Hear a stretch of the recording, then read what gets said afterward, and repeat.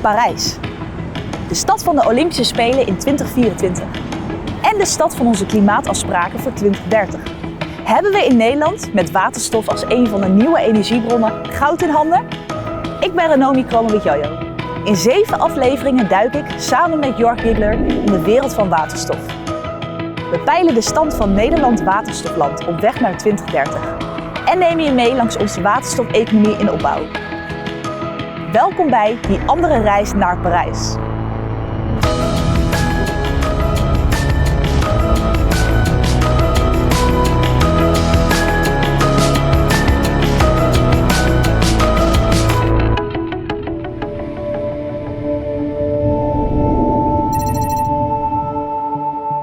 In deze aflevering komen we erachter welke rol waterstof speelt in ons nieuwe toekomstige energiesysteem en de productie daarvan. Ik sta hier vandaag op de Tweede Maasvlakte en heb nu een afspraak met Catharina. Catharina, we staan hier op een enorme terrein. Wat is hier in ontwikkeling? Ja, nou, dit is Holland Hydrogen 1. Dus hier bouwt Shell samen met 150 partners aan een grootschalige groene waterstoffabriek. En om zoveel groene waterstof te produceren, is heel veel groene energie nodig. Hoe komen jullie aan die groene energie? Nou, kijk, we staan op Maasvlakte, dus we staan eigenlijk een beetje al in de Noordzee. Op de Noordzee komen de windmolens terecht en dan gaan we die elektriciteit hier naartoe brengen om hier naar waterstof om te zetten. Water was wel mijn beste vriend, maar nu ook niet meer hoor. De groene dijk die je ziet, dat is Slufte. En daar begint Maasvlakte 2. Dus vanaf hier is het allemaal opgespoord vanaf 2004. En waarom hebben we met dit enorme project goud in handen in Nederland? Als we met z'n allen de klimaatdoelen willen behalen en de broeikasgassen naar beneden brengen, hebben we heel veel elektriciteit nodig om gewoon te elektrificeren. Maar dat kan je niet volledig. Dus je hebt ook waterstof nodig voor grondstoffen en brandstoffen. Wat maakt dit zo uniek? Nou, wat het hier uniek maakt, is dat de vaardigheden hier in een vrij klein gebied al samen kan komen. En dus we hebben een raffinaderij, we hebben de wind. Dus een van de weinige projecten waar de wereld mee kon beginnen, is dat het hier samenkomt. En dat is uniek in Nederland. Om groene waterstof te maken, halen we energie uit de wind en zon.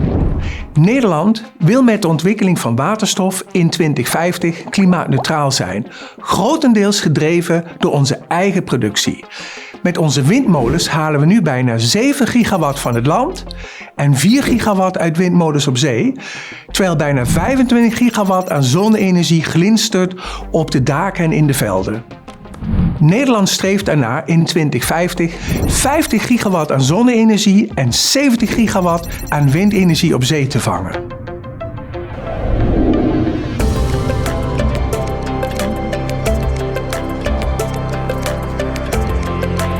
Hoi Marcel, we staan hier in Rotterdam, Kop van Zuid. Ja. Wat heeft Nederland nodig om koploper te blijven? Ja, we zijn op dit moment koploper, zoals je heel mooi zegt. En we staan hier in Rotterdam, in het hart van het haven- en de industrie van Nederland.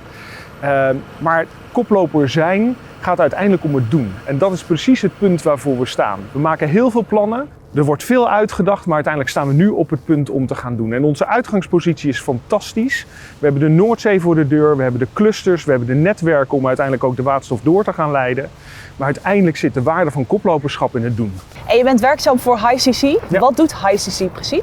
Ja, HyCC ontwikkelt grote waterstofprojecten voor de verduurzaming van de industrie in Nederland. We staan hier in Rotterdam met de scheepvaart op de achtergrond.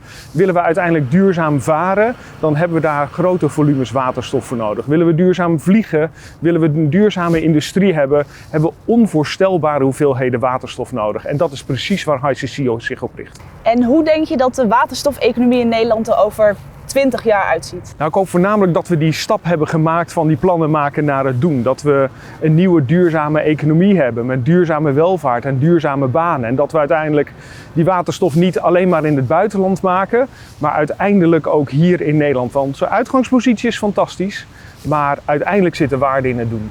Dus we zijn koploper, maar we willen vooral koploper blijven. Zeker. Het Nationaal Waterstofprogramma mikt in 2030 op 3 tot 4 gigawatt aan productiecapaciteit voor waterstof, waardoor Nederland op de kaart wordt gezet als het waterstofland. Op dit moment wordt er 5 tot 10 megawatt groene waterstof geproduceerd met behulp van electrolyzers. Er zijn genoeg plannen om dit op te schroeven naar een indrukwekkende 17 gigawatt met koplopers zoals Holland Hydrogen One van Shell en Duels in Dercel die het voortouw nemen. Groene waterstof is niet goedkoop. De prijs per kilo is van een geschatte prijs van 4 tot 6 euro in 2020 gestegen naar 8 tot 10 euro per kilogram nu.